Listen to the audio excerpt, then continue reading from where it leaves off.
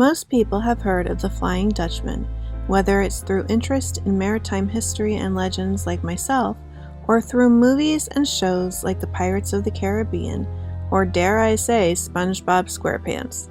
This is the legend of the Flying Dutchman and its doomed crew.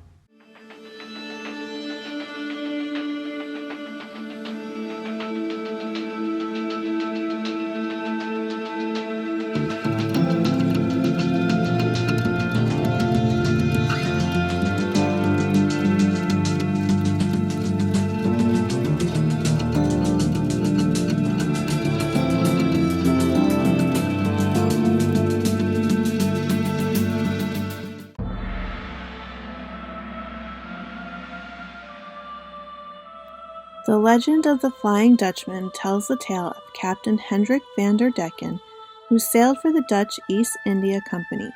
The ships of the East India Company sailed between the Netherlands and the East Indies, transporting exotic silks, spices, and dyes back to Dutch ports.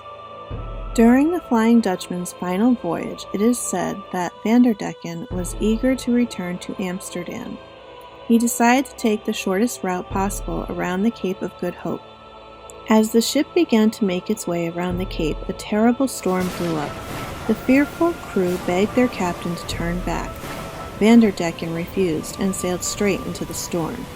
The crew, wanting to save their lives, mutinied.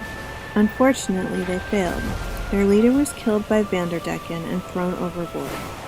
In a rage, Van der Decken declared that he would complete the journey around the Cape even if it took until doomsday.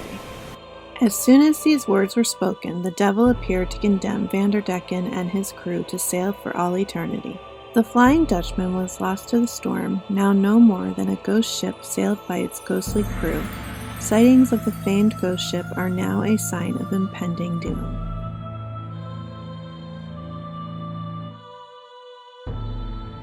In 1880, King George V and his brother Prince Albert Victor were on a 3-year voyage. On July 11, 1881, they recorded a strange sighting that appeared to them in the Bass Strait while aboard the HMS Inconstant. July 11th, at 4 a.m., the Flying Dutchman crossed our bows, a strange red light as of a phantom ship all aglow, in the midst of which light the masts, spars, and sails of a brig 200 yards distant stood out in strong relief as she came upon the port bow, where also the officer of the watch from the bridge clearly saw her, as did the quarter-deck midshipman, who was sent forward at once to the forecastle. But on arriving there was no vestige nor any sign whatever of any material ship was to be seen, either near or right away to the horizon. The night began to clear and the sea calm.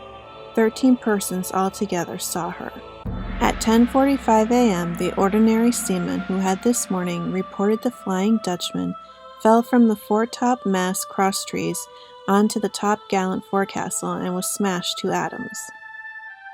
After the sighting of the Flying Dutchman and the death of a crew member, everyone on board believed the phantom ship had been a warning of impending death.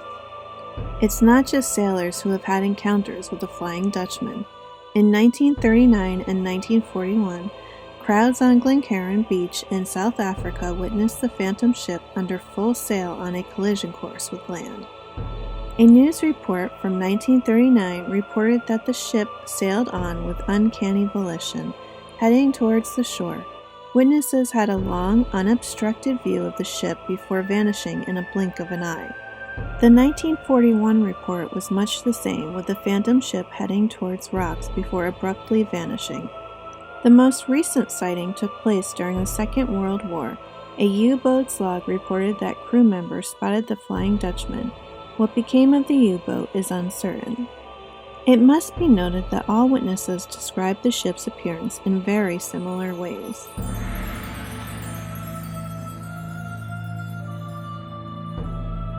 Could the Flying Dutchman be a real ship, or could there be another explanation for what the witnesses have seen? Regardless of what we do or do not believe, the legend of the Flying Dutchman will continue to live on for generations to come. That concludes this week's Mysteries and Legends of the High Seas. Join me next Saturday as I share another tale from our nautical history.